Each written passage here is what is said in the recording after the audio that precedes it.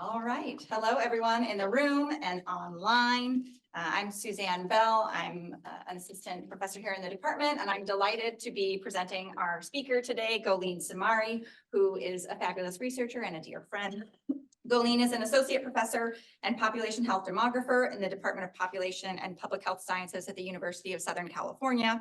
She earned her PhD in public health, an MPH in community health sciences, and an MA in Islamic studies from the University of California, Los Angeles. Go Bruins. Dr. Samari's research focuses on several dimensions of structural inequalities and health. Her research considers how racism, gender inequalities, inequities, and migration-based inequities shape reproductive and population health, with a particular focus on immigrant communities and populations in or from the Middle East and North Africa. More recently, she's been a part of a new cohort of scholars who are uniquely conceptualizing and operationalizing to measure structural racism, xenophobia, and sexism to better understand reproductive and population health in the United States. Dr. Samari has already received several honors for her early career contributions to research on health equity and will undoubtedly continue to excel professionally in the years ahead. She's also more than just an incredible researcher. She's a woman of many talents. I'll add that she is an international figure skating judge. She used to figure skate herself. She's an amazing baker, and in a parallel universe, I imagine her baking professionally. She's also a loving mother to her 2-year-old daughter, who was born just a couple weeks before mine. So just rounding out your impression of Goleen here, she's more than just a smart cookie. And with that, I'm gonna hand it over to Goleen to talk about her latest research. Thank you for that wonderful introduction. So I'm not going to talk about ice skating today, but I'm happy to answer ice skating related questions as well in the Q&A. Today I'm here to discuss some aspects of structural xenophobia and birth outcomes. I'm really looking at US immigration policy as well as some immigrant perspectives. And yeah, I'm currently at the University of Southern California. I recently moved to Southern California. I was at Columbia for several years before coming here, and I just realized the year is wrong on my slides, but forgive me. I always like to start my talks by giving a little bit of context for my own research pathway, because I think this is both helpful for situating the research within my positionality and the way I come to the research, but also for students thinking about research careers and how things go, and there's twists and turns in the path, and how you get to your current research questions and your future research questions. So I started off really during my doctoral work looking at immigrant, adolescent, and young adult reproductive health, and really thinking about this from the lens of interpersonal relationships. So how were immigrant, adolescents, and young adults coping when sometimes their sort of familial experiences were different from those of their first generation immigrant parents, and what were the implications of that for their decisions around contraception and sexual health and sexual behavior. And then, as you heard in Suzanne's introduction, I have a master's in Islamic studies. And so when there was a real uptick in Islamophobia and anti-Muslim racism, I felt both a responsibility and like I was basically the only person who could do so to write about Islamophobia and anti-Muslim racism and population health. And that was my real initial foray into the sort of space of structural oppression, because I conceptualize anti-Muslim racism and Islamophobia as a multi-level process and a multi-level stigmatizing system that affects population and reproductive health. And so that really brought me into this world of structural oppressors and reproductive and maternal health, which is where this research is situated. And so these things are all related and really show a pathway, and I'm still doing research across all of these areas, but I think it's nice to show people how you arrived at your research question. So with structural oppression, I think it's really important to situate the lens at which you're thinking about it. And so for me, conceptually, I think about structural oppression as sort of a climate or a social environment. Sometimes I refer to it as like socio-political context. I mean, equity is a huge factor, discriminatory and marginalizing environments, but also inclusionary environments, because a lot of times we think about what is exclusionary, but we don't think about what is inclusionary, or the flip side of what happens if we eliminate exclusion and encourage inclusion. Do we then see better outcomes? The methods that I approach this work and measures of structural oppression are through mixed methods, through qualitative research, through quasi-experimental and causal inference approaches, and through policy and legal research approaches. So I think we have to use a diverse set of methodology to really better understand measures of the structural environment. The level of exposure that I look at are global, federal, state, and local exposures. And then the tools within this space that I use are policies, court cases, governance, systems, and social media. I think intersectionality is central to this work, and I will tie back to this at the end of the talk. But really thinking about intersectionality, not at the individual level and not intersectional identities, but intersectional systems that impact people with intersectional identities. So that is my orientation to the structural space. And so I want to talk a little bit now about immigrants and structural and social determinants of immigrant health. And so you all might be familiar that there's various things that are going to affect immigrant health from a social determinants of health perspective, but some of these things include immigration enforcement, access to healthcare, exclusion from public health and public benefits programs, employment, places of residence, certainly racism and xenophobia, and immigration policy. But these things are all really interrelated in how they shape immigrant life experiences and subsequent health outcomes, which includes all the reproductive and maternal health outcomes. So let's define structural xenophobia a little bit further. And I'm going to spend some time in this talk really conceptualizing structural xenophobia and my measure of structural xenophobia, because it's important to understand in relation to my sort of perspective on structural oppression before we get into its relationship with birth outcomes and pregnancy and reproductive health. Because if we don't understand sort of the independent variable and what we're looking at and what we're quantifying, then it'll be harder to understand the explanatory power in relation to the outcome. So structural xenophobia, my perspective on it and my definition is that it's really systemic racism and systemic anti-immigrant sentiment at its core. Measurement of it requires really going beyond individual measures of anti-immigrant sentiment or individual experiences of anti-immigrant sentiment, and social and economic and demographic indicators like nativity. Like, I don't think nativity is a proxy for structural xenophobia, similar to race is not a proxy for structural racism. Research in this space really intersects with work that advances the measurement of structural racism, sexism, structural intersectionality, policies as structural drivers, and determinants of health. So when you think about like, okay, I'm going to create a measure of structural xenophobia, you have to think, how do we define the geographic boundaries of the structural environment for immigrants? Because a lot of immigration policies made at the federal level, but then there's state environments that control sort of immigrant access to programs and benefits. There's also local environments that really control immigration enforcement and things like that. State level policies and practices really vary substantially and often influence immigrant rights and access to health and social services.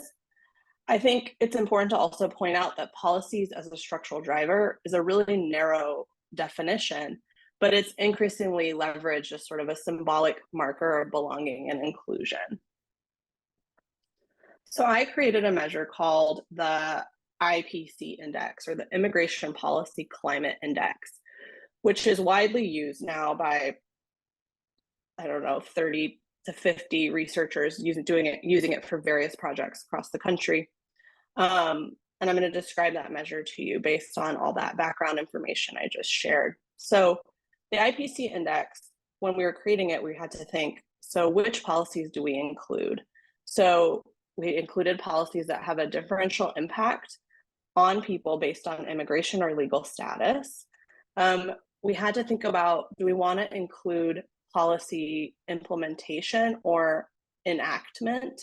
And if we want to include policy enactment or really content, we needed to think about what methods feed into that. So for example, you have laws, you have regulations, you have court decisions. And so we really based it on content, which enabled aggregation across states that enact policies differently. So in one state, you might have a law that makes you a sanctuary state. In another state, you might have a court decision that makes you a sanctuary state. Either way, we were counting that as the content of that state being a sanctuary. There's 14 policies included across 5 areas, and the 5 domains are really theoretically influenced. It includes public health and welfare benefits, higher education, labor and employment, driver's licenses and identification, and immigration enforcement. Those are the 5 domains. The goal of the immigration policy climate is to really be inclusive to all immigrant groups. So previous public health research has focused on immigration policies that are relevant to a particular racial and ethnic group. The IPC index is designed to be applicable to all immigrants, regardless of country of origin, regardless of racial identity. It's longitudinal, so you can look at changes in policies across years and time. So the IPC covers 2009 to 2019. I'll be updating it through 2022 by the end of this summer. Again, it's theoretically based on Steve Wallace's work around sort of policy determinants of immigrant health. The simplicity, so it's meant to be simple so that it can be leveraged in analyses in an easy way. And so it covers state level policies without weighting the policies in different ways. So you can look at, does the policy exist or not, but it doesn't necessarily hold a greater weight versus another policy. And it allows for analysis of many aspects of immigrant well-being, including health. So there's people who are using the index in the political science space and other social science spaces as well. But it was designed with a theoretical framing around health. And so it's very applicable and used widely in public health and population health. So these were all the sources that were used to create this index. And so as you can see across the domains, which are listed at the top, you have to use a wide variety of sources to code. It's over 750 policies were coded because it's every state and Washington, DC for 10 years, basically. So we coded a lot of policies, had to use a lot of sources to find out whether the state has the policy or doesn't have the policy. Yeah, and this is just a lesson in policy research requires a lot of sources. This is the coding scheme. And so if you're interested in ever using the IPC, this table, which is also in the article that is published on the measure, is really sort of a requirement to use because we coded policies as exclusive, which is a -1, 0, which is neutral, or inclusive, which is a +1. And not every policy really neatly fits into a 3-level ordinal coding scheme. So for example, providing in-state tuition to undocumented students who reside within the state, if the state does so, 1 means yes, and if the state does not, -1 means no. So it only takes 2 of the possible values. Missing values were used if no state had positive or negative values for a policy in that particular year, demonstrating that the policy was not relevant at that time. And this is particularly the case, like a lot of people ask if I'm going to go back before 2009, but the reality is in the immigration policy space, a lot of these policies came into existence. Like sanctuary city was not a thing until 2017, 2018, 2016. They came into existence later on. And so I think it's much harder. You have a lot more missing and instability in the measure if you go back behind like 2009. And again, back to the coding in other cases, because the federal government, for example, prohibits Medicaid from being used for undocumented people, states that do not offer state-funded health insurance for low-income undocumented children were coded as 0 for neutral, and states that do offer it were coded as 1 for inclusive. This coding includes the 0 option as neutral because the state is not withholding a benefit that is not the state's benefit to give. So if the state doesn't have power to give the benefit and they're not withholding it, then it's really a neutral behavior as opposed to an exclusionary action of the state towards immigrants. However, some states use state funds to provide health insurance for undocumented immigrant children. And this action, like when they're using state funds to actually provide a service, it extend a benefit. This action is really coded as inclusive. So as you can see, a lot of thought, and it really had to be per policy, went into this coding scheme and thinking of, what is exclusionary towards immigrants and what is inclusionary. And the idea is really to capture the climate. Is it a climate of exclusion? Is it a climate that's really sort of neutral? Or is it a climate of inclusion towards immigrant populations within that state? So we coded 714 US state policies directly related to structural xenophobia across the 50 US states and the District of Columbia from 2009 and 2019. We resolved a lot of differences. So there's really a qualitative element with initial coding and resolution and agreement on those codes. 14 policies, again, it ranges from negative 12 to 12 or negative 11 to 11. It just depends on the year and what's missing in that year and what's not missing and whether that policy existed at all. Higher values indicate more inclusivity. And factor analysis really supported a single factor model for the years from 2009 to 2019. For individual years, a 5-factor model is really supported. And for the entire period of 5-factor, a single factor model is supported. So the alpha for all 14 policies from 2009 to 2019 is 0.73. And for each individual year ranges from about 7.3 to 7.5. So it's pretty stable. So these policies are hanging together for some reason or another. And my theoretical assumption is that because they're measuring the socio-political environment for immigrants within that state. The mean IPC score for the US from 2009 to 2019 was negative 2.5, so exclusionary. And in general, the US has an exclusive and xenophobic policy environment at the state level. So for example, in 2019, IPC scores ranged from negative 10 to 10, but the median IPC score was negative 3. So largely exclusionary over time. This shows basically all of these policies during the study period. And over time, 2/3 of immigration policies adopted at the state level are exclusionary towards immigrants. I think the reason that this was surprising to us at the time was because you expect there to be maybe a shift towards inclusion when there's a shift at the federal government. So, but there's really not. It's been largely consistent. There was slight maybe movement in 2017, 2018, 2019, but states are moving in all sorts of directions all the time. And it's mostly that they stay exclusionary over time. The ratio of inclusive to exclusive policies narrows slightly over time. So in 2009, you had 32% of policies were inclusive and 68% were exclusive. And then in 2019, you had a little bit of movement. So 39% were inclusive and 61% were exclusive. But that's not as much movement as I anticipated when I started this work.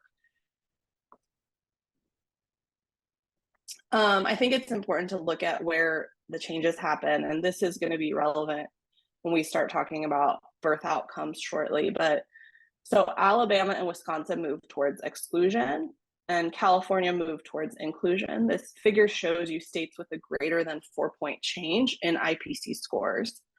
West Virginia moved in both directions. It became exclusionary and inclusionary during that study period.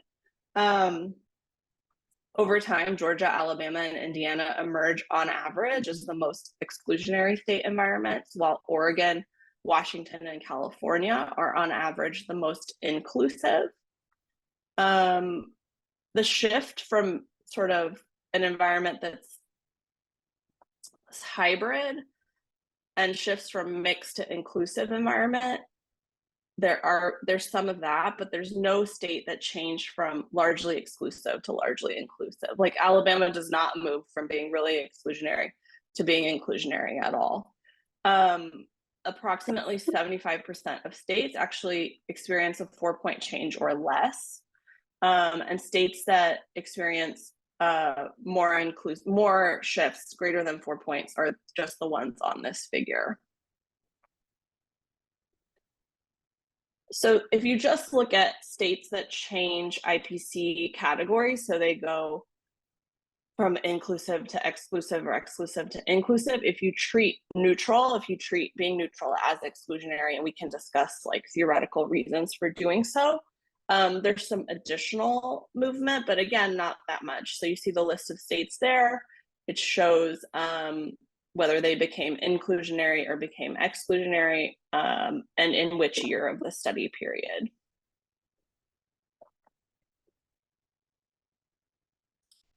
This is sort of a map that shows a visualization of whether states are inclusive, exclusive, or neither. The dark blue is inclusive, and as you can see, that's really limited to sort of states on the coasts. And the darker gray is exclusive, and the sort of light gray is just neutral. This is surprising if you think about the demographic distribution of immigrants to some extent. Like, there's a lot of expectation, for example, that Texas would be largely exclusionary because of its policy environment, but it's more on the neutral side. New Mexico is also kind of neutral, where I think the expectation would be that it would maybe be more inclusionary. California, to no one's surprise, is exclusionary, but so are Oregon and Washington. Oregon often leading the pack of sort of inclusion and inclusionary state environments.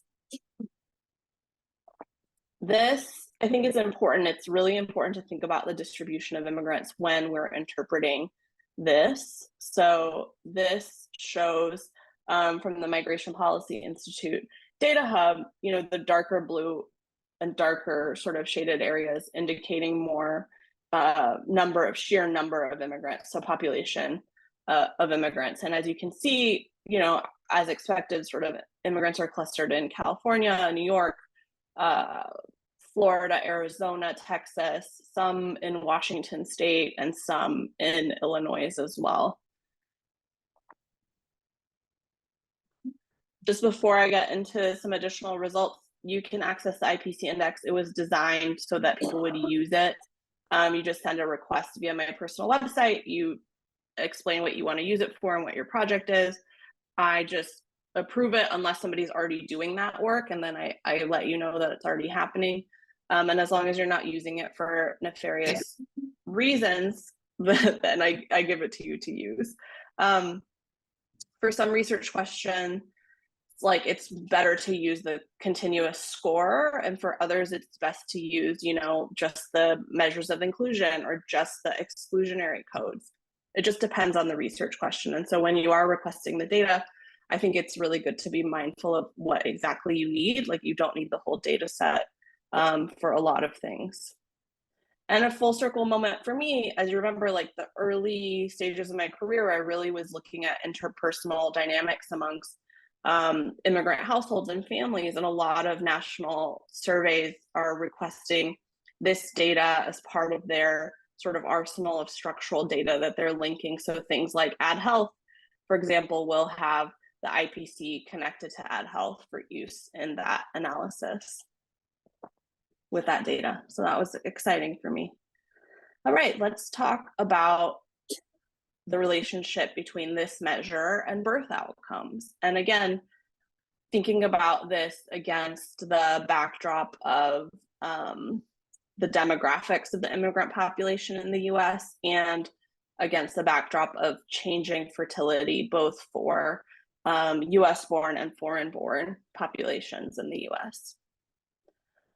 So I probably don't have to spend too much time on this for this crowd, but these are the fertility rates, the general fertility rates in the US from 1970 to 2021. There wasn't really a significant shift in fertility between 2021 and 2022. but there was a shift from 2020 to 21, a slight adjustment from the decline observed in 2020.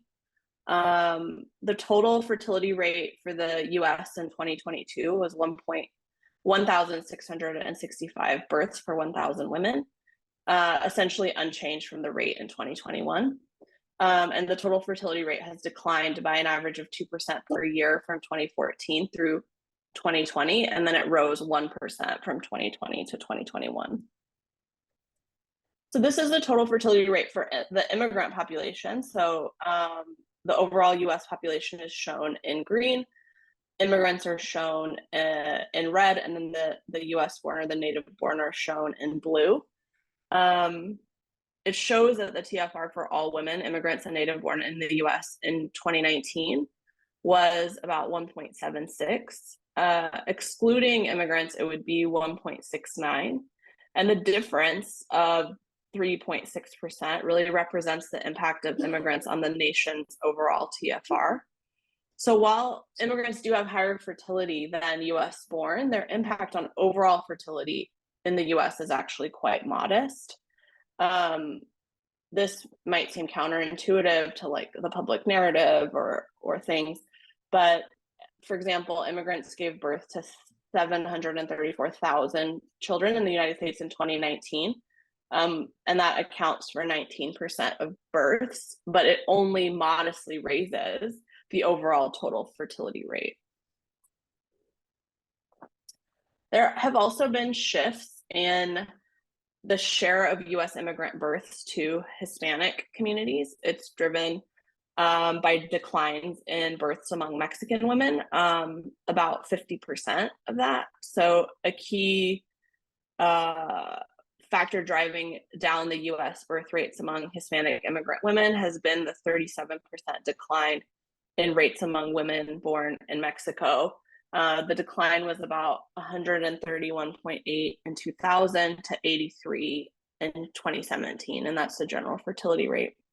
The birth rate among Asian immigrant women has also declined much more modestly during the same period, while rates for white and Black immigrant women have gone up. This map shows, again, from sort of the national vital statistics, shows the changes in preterm birth. And so there was an increase in preterm birth between 2020 and 2021. It rose 4% in 2021 to 10.49%, the highest level reported since at least 2007. Now, there's been a decline again in between 2021 and 2022. But it was essentially stable. The decline was about 1%. So there was an increase 4% the year before, and then a 1% decline. So we still have an issue with preterm birth largely. And I think it's important to look at sort of the distribution in some ways. And so this is, we've seen increases in states like Texas and Arizona and California, and we've seen non-significant declines in places like Kansas, North Dakota, Montana. There's also the issue of prenatal care, which is central to birth outcomes and pregnancy-related care. And there's a measure on birth certificates. I'm sure many of you are familiar about the adequacy of prenatal care. And there are differences by maternal race and Hispanic origin. If you think about those as proxies for who might be an immigrant and who might not be an immigrant, this shows you the distribution from 2019 to 2021. And again, this from the CDC and National Center for Vital Statistics. So now I'm going to show you the relationship between my IPC and Latinx women, both US born and foreign born. So you can see that, remember I told you that negative scores are exclusionary environments and positive scores are inclusionary environments. So in general, we observe that Latinx immigrants in the US live in more inclusionary state environments. And if we think about the distribution of immigrants in the US, we also can see, if you just think about the demographics of the immigrant community, that they tend to live in states like California, New York, which are also more inclusionary environments on the IPC index. So the non-Hispanic white community lives in exclusionary spaces, both the US, for the US born side. The foreign born non-Hispanic white community is found in inclusionary spaces. So there are more differences between US born Latinx versus US born white versus those who are foreign born. They're tracked more closely for the foreign born. So first, let's look at outcomes related to inadequate prenatal care. So this shows you basically the risk ratios for inadequate prenatal care. And as you can see, the association between overall state immigration policy climate and inadequate prenatal care utilization. Overall, for foreign born versus US born individuals, you can see it for Latinx versus white individuals, and you can see it for foreign born versus US born Latinx individuals. So let me talk you through this table because it's a lot to absorb. The findings overall suggest that individuals living in an exclusionary state are less likely to have inadequate care than those in an inclusionary state. Okay, so that's a little counterintuitive, but this is likely because the overall measure is kind of a snapshot of what happens when we combine everybody, most of whom are US born white, and suggests that state immigration policy climate might not matter for everybody. However, when you start looking at within group differences and looking at differences by ethnicity and nativity, the picture becomes a little bit more clear. So we can see that the risk of inadequate care is higher for foreign born versus US born individuals in an exclusionary state. Or let's put this another way, that the effect of living in an exclusionary state on the risk of having inadequate prenatal care matters for foreign born people versus US born people. And we see the same pattern for individuals who are Latinx versus white. We've changed the exposure, like we've looked at, what if we just looked at the health domain? Remember I said one of the 5 domains of the IPC is health and public benefits. If you look at the state, that just those 5 policies related to health and public benefits, you find the same outcome. The findings are quite similar. And then if you look at specific policies, like states not providing health insurance to pregnant undocumented people, there was no effect overall, which maybe highlights the need to both drill down and look at subpopulations, but also to think about policies as a whole. Like it's hard to isolate one policy, but policy climate might tell you something different. And also when you're thinking about policy climate, who is the impact being had on? So just some things to think about in this structural space. So this shows you some characteristics for pregnant individuals across all US states. These are the basically based on births. The state immigration policy climate was assigned to pregnant individuals with singleton births and complete data based on the policy climate in their state of residence 6 months prior to the start of pregnancy, defined using the date of birth and reported gestational age. And this is basically the descriptive statistics that summarize the data for all births from 2009 to 2019. States were classified based on the sign of their annual IPC score. So values are less than 0 or exclusionary, 0 is neutral, and greater than 0 is inclusionary. So for me, this just shows that there's a lot of births across a lot of environments. But you can see that there's definitely more births among, for example, US born non-Hispanic white individuals. All right, I'm going to help us all digest this because I'm still digesting it myself. But these are relative risks that were estimated using Poisson regression models with log link and robust standard errors. all of these models adjusted for state indicators, year of birth, parity, the age of the pregnant individual, the education level of the pregnant individual, and were restricted to pregnant individuals who delivered singleton births and with complete data. So that's the model. The state immigration policy was again defined based on 6 months prior to the start of pregnancy. And the IPC scores were just by the sort of absolute value. So 0, -1, and 1, whether they're exclusionary, neutral, or inclusionary. We also looked at tertiles. So states with IPC scores less than or equal to -3 being exclusionary, -3 to +2 being neutral, and greater than 2 being inclusionary, because if you kind of separate states by tertiles, that's where they fall. And these results were completely opposite to what I expected to find. So these results essentially show that pregnant individuals in exclusionary environments have better birth outcomes. And this is for preterm birth. So this is the relative risk of preterm birth. So the risk of preterm birth is higher in inclusionary environments. And so that was opposite to what I expected to find.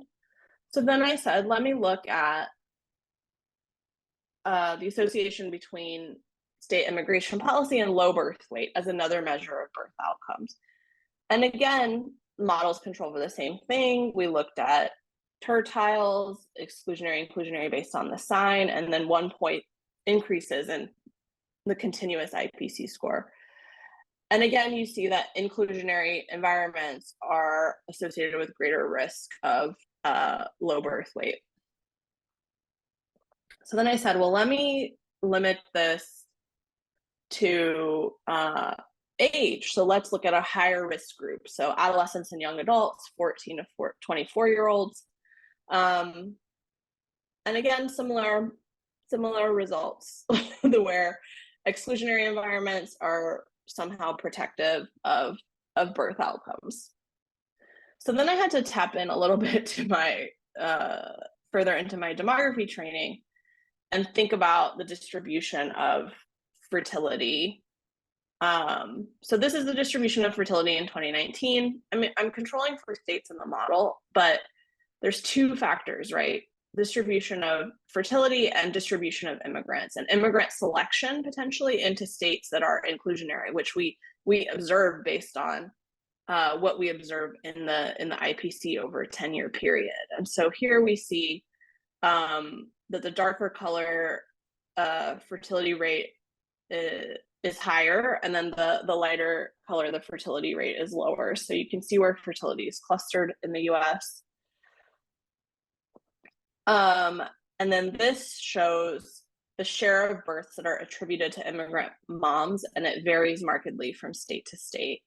And this is in part because immigrants are more highly concentrated in some states than others. More than 1/3 of all births to people living in New Jersey, New York, California were to immigrant people in 2015, and at least 30% of all births in Maryland, Massachusetts, and Florida. At the other end of the spectrum, there's much smaller shares of births to foreign-born people living in West Virginia, Montana, or Mississippi. So those are closer to 3%, 4%, and 5%.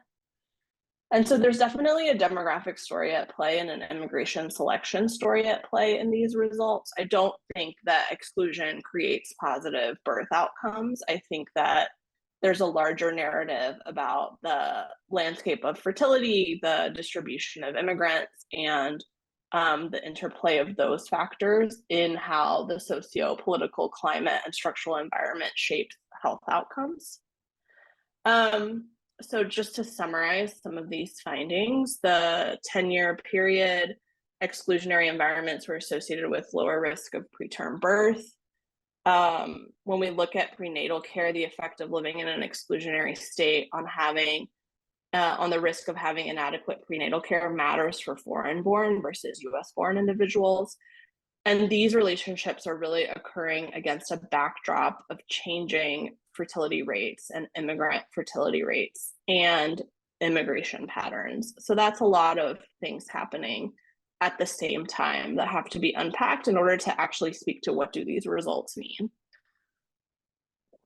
So at the same time that I was really trying to create a quantitative measure of structural xenophobia, I was thinking about what does this mean for immigrant birthing people and their lives. And so I conducted a qualitative study of immigrant women in New York City, cisgender immigrant women in New York City in 2020 and 2021. And the goal of the study was really to unpack structural xenophobia and racism for this community and population of heterogeneous cisgender immigrant women, but also to think about the relationship then between that and seeking reproductive and maternal health care and behaviors during pregnancy. And so a total of 50 immigrant women participated in this study and conducted interviews with 50 of them from all different countries of origin. Half the sample is Latin America, but there's countries from the Middle East and North Africa. There's countries from East and Southern Asia. So lots of communities in the sample. And a lot of really interesting things have emerged from this, some of which is this framework, which will be published soon in a special issue of Social Science and Medicine around structural sexism. And the way that the results are being presented, I'll just tell you, is that the findings related to sort of pregnancy, contraceptive behaviors, and things like that are being presented in a different paper than the findings related to conceptualizing structural xenophobia and racism and sexism, because there was so much. So this is really the framework that to me helps explain how structural xenophobia or the immigration policy climate manifests in immigrant lives. And so you have that anti-immigrant socio-political climate, you have gendered power and resource inequality, and these things move through exclusionary immigration policies and citizenship status, household burdens of immigration enforcement, gendered and racist economic exploitation. There's a ton of experiences of gendered interpersonal racism that emerged within this sample. There's individual and interpersonal experiences of the material resource deprivation, fear, safety, and belonging, labor and housing exploitation, and all of these things are going through gendered sort of internalized ideology and racialization processes that really affect quality of life, health, and well-being. And so when we looked at this paper that will be in Social Science and Medicine soon, these are sort of the main results that are from the voices of the immigrant women. And also we interviewed about 25 direct service providers for the immigrant community in New York to hear about it's one thing to hear about, this is how structural racism manifests in my life. It's another thing to hear about, this is how the system responds to it or does not respond to it, which is something that you can only get from direct service providers. So it was nice to be able to include both of those perspectives. There's the things that we expected to emerge in accordance with the framework that we developed. Restrictive policy environments and exclusion from benefits was a major theme. Navigating immigration enforcement, and for women in particular, this is not just navigating it for themselves, this is whether there is an enforcement presence in their communities or in their households or in the neighborhood that they live in. It's much broader than an individual perspective. Interpersonal experiences of anti-immigrant discrimination. This was horrible and everywhere, and every single person had experiences of this. I think the surprising thing for me was not just like the domains of life where this occurred, like workplace, home, school, healthcare setting, everywhere, but the fact that this occurred between immigrant groups, which takes a lot more nuance to discuss and really talk about. So burdens of economic exploitation. This obviously had a very gendered dimension too in the way that it manifested for this sample, but definitely things like unfair labor policies and practices and hostile work environments were a big factor at play. And this is all shaping how people think about their healthcare, how people think about their pregnancy intentions, and whether they want to give birth in a hospital. This is shaping all of that. And so to give justice a little bit to the incredible participants who are part of the study, I'm going to share a few quotes. I won't read too many, but I want to share a couple quotes that speak to some of those themes. So one participant shared, "It happens a lot in hospitals where when you go and you don't speak English, people, the receptionists, are the ones who get more like, if you don't understand, it's not my problem." They get an expression on their face as if to say, if you don't speak English, it's not their problem, or why are you here? Why are you asking for something if you don't know how to speak English? Another participant shared, I would like at least that the government take us into account because we pay taxes, we are essential workers, and that they give us a decent insurance so that we have insurance, because most of the people here in the United States, when they go to the doctor, they're already beyond hope, or many have already have a disease such as cancer. And what they do is go to their country to die because they don't go every year for their medical checkup to know if they're sick and to receive medication. I'd like that they would give us that they would give us at least health insurance so that we can also work and be healthy. And then this directly, this is another interpersonal experience. So my boss is racist, maybe not so much towards me, but definitely towards Black and Latino people. She says things like, "Oh, well, Africans smell bad. When I work with patients, I have to." She's like, "I use to put vapor rub on my upper lip so that when I work, I smell my vapor rub and not my African patient." Like, this was commonplace across the transcripts. And then it relates directly into women's ability to have children or seek prenatal care, seek pregnancy-related care. For example, this participant shared, "I would like to have another baby, but right now, because of everything that's happening, I'm terrified of bringing an innocent baby into this world who is not to blame for anything. So no, truthfully, I came into this country so that my children could be someone in my life, that my children could have better opportunity in life than me."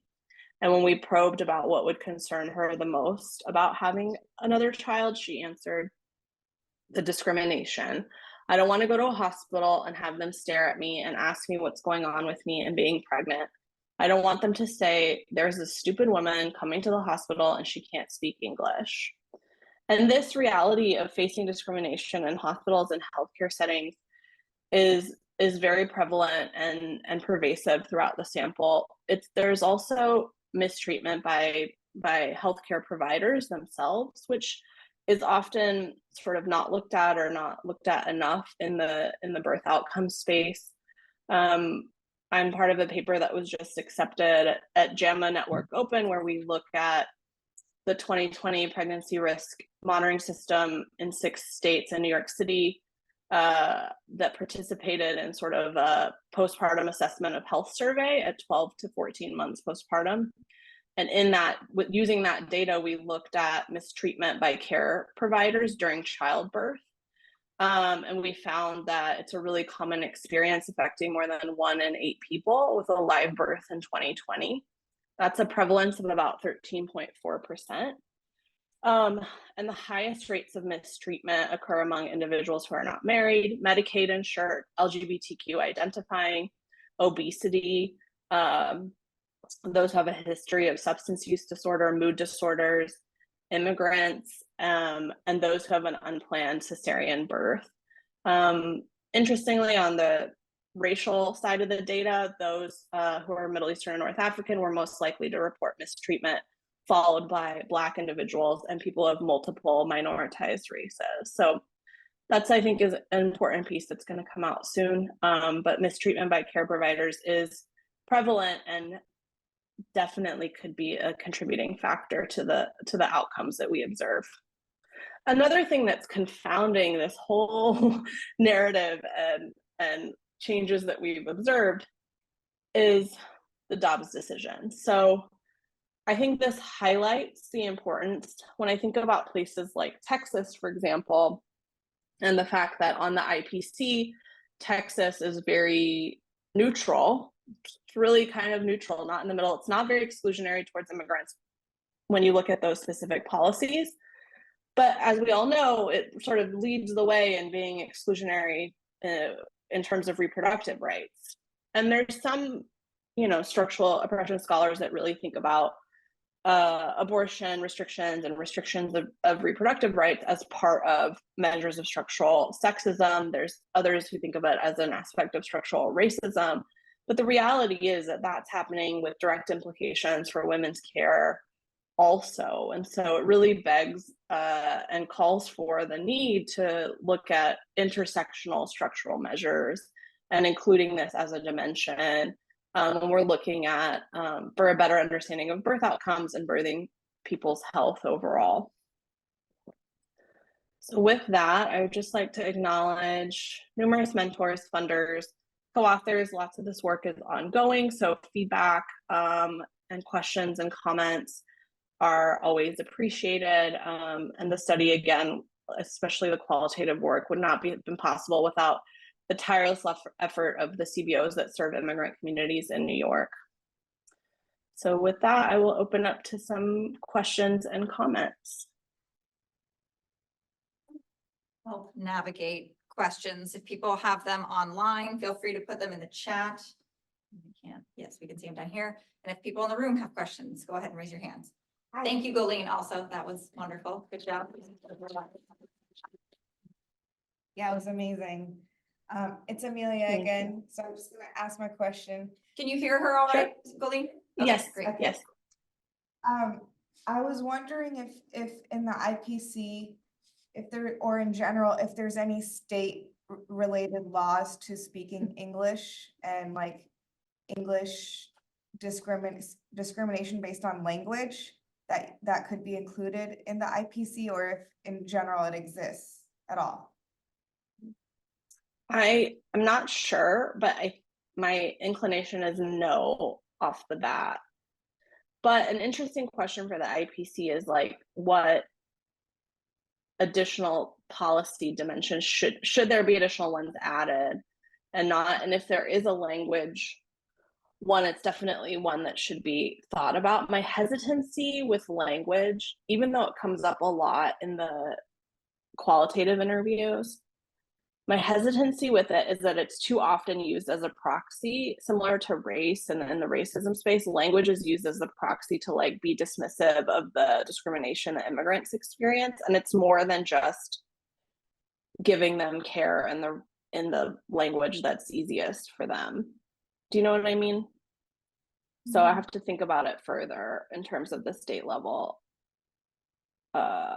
policy. I don't think there's a state level policy. Sometimes states try to declare English as like the official language, so maybe that. But I don't know how many off the top of my head.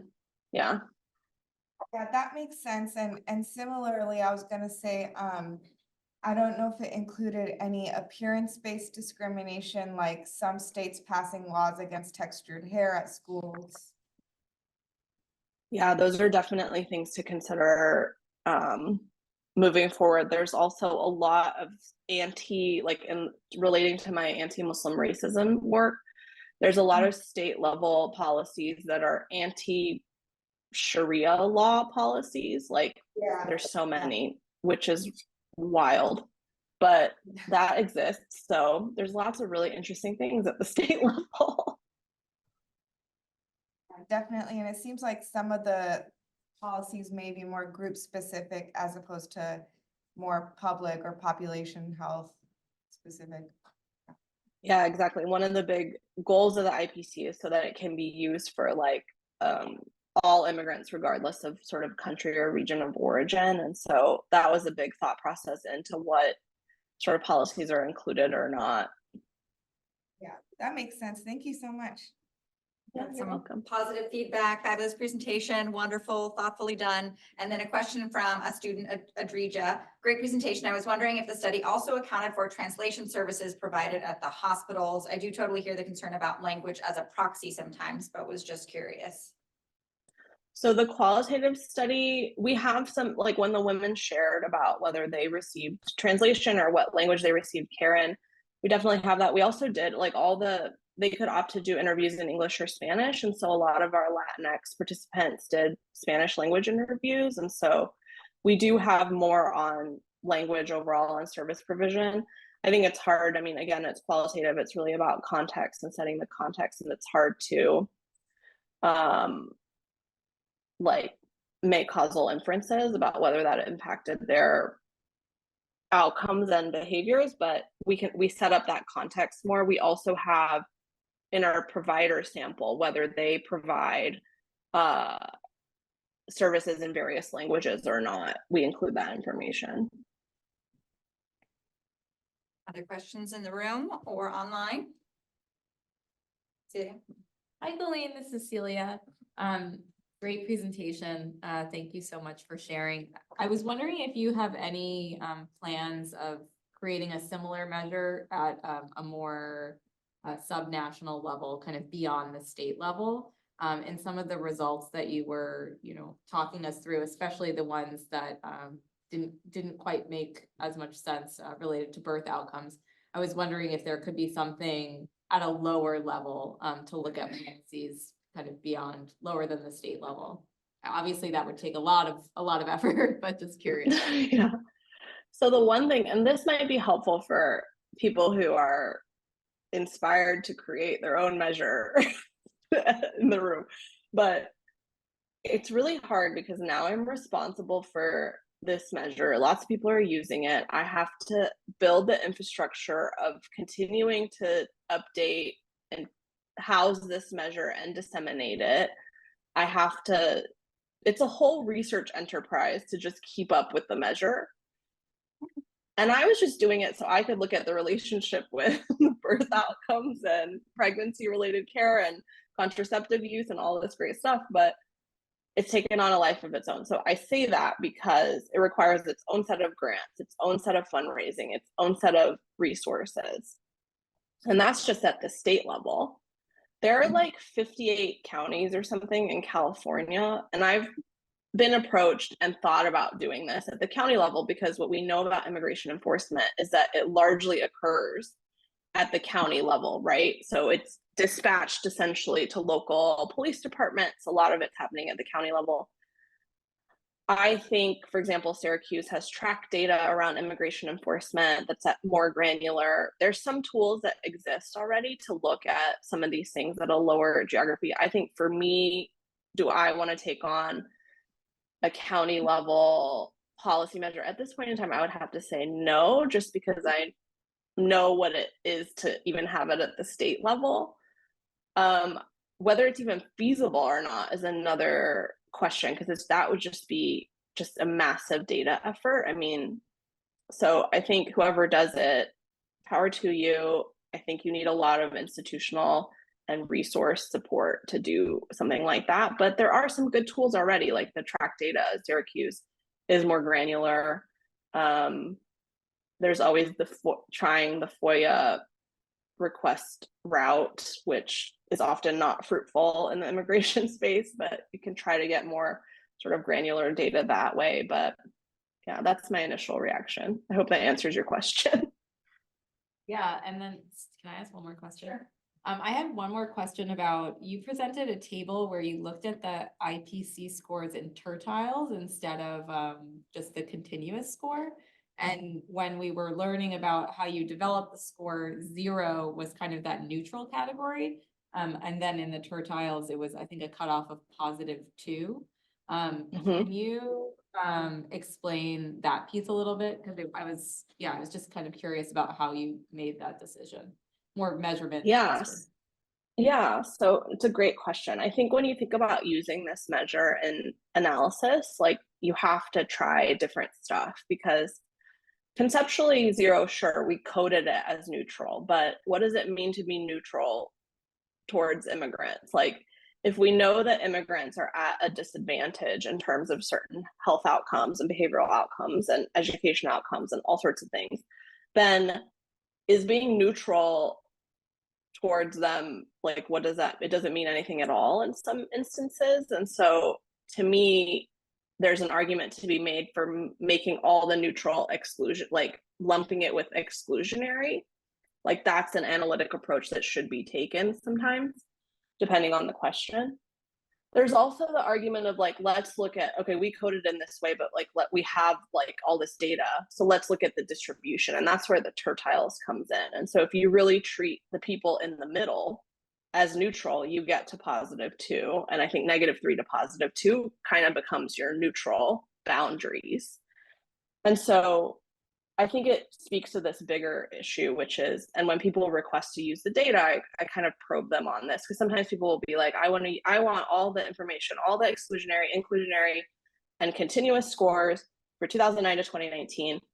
And I'm like, yeah, but what's meaningful for your research question, or what form of the IPC makes the most sense for your research question? And I think that because I was getting, for me, like counterintuitive results, I was like, let me think about analytically what different forms of the IPC I can leverage in this analysis to look at, to ensure like almost like sensitivity analysis, to see like, this is really, I'm going to continue to get these counterintuitive results, but I've tried different versions.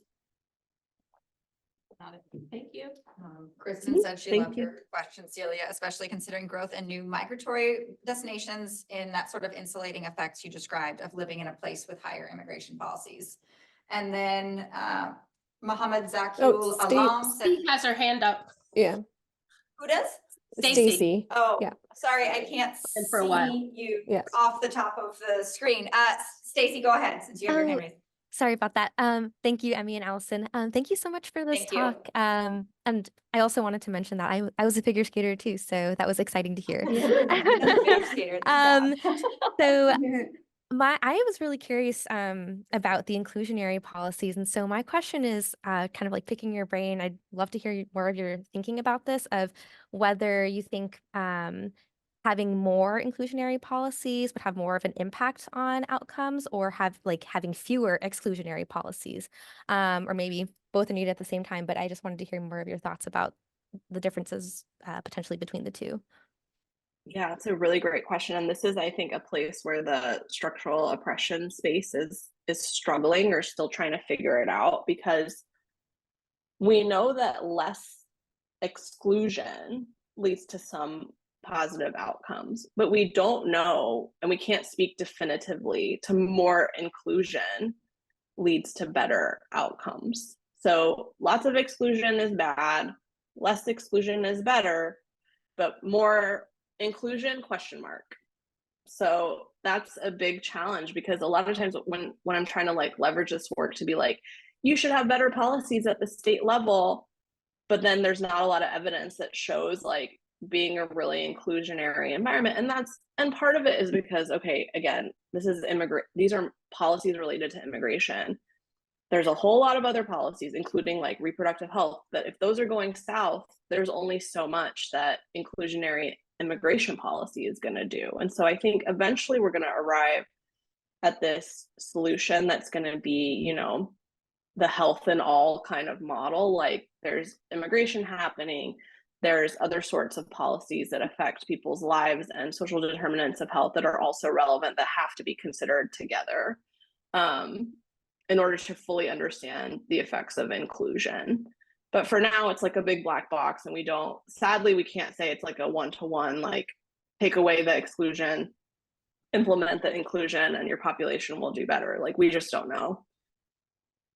Okay, we have less than 1 minute left, but two questions that I'm going to abbreviate. One is, has the structural inequality or equality based on language or religion increased over time, or are there changes? And another is kind of this question about how policies are enforced or applied as intended. Do they happen quickly?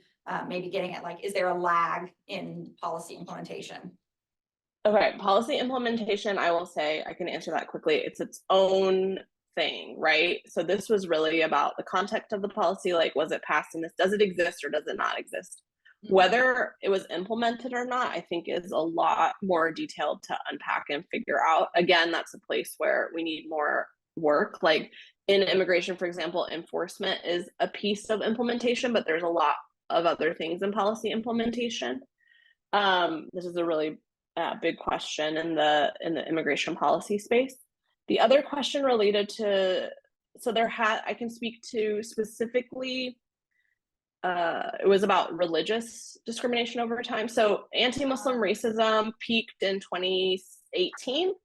I would anticipate when we get the numbers from the last few years from the hate crimes data, which is sadly sort of the best data source, we'll have continued to see a rise. Basically, it started to rise in 2015 and 2016 following the Trump administration sort of hate speech against Muslim communities. But the thing that people don't realize about religion and religious sort of based racism is that it tracks in parallel with other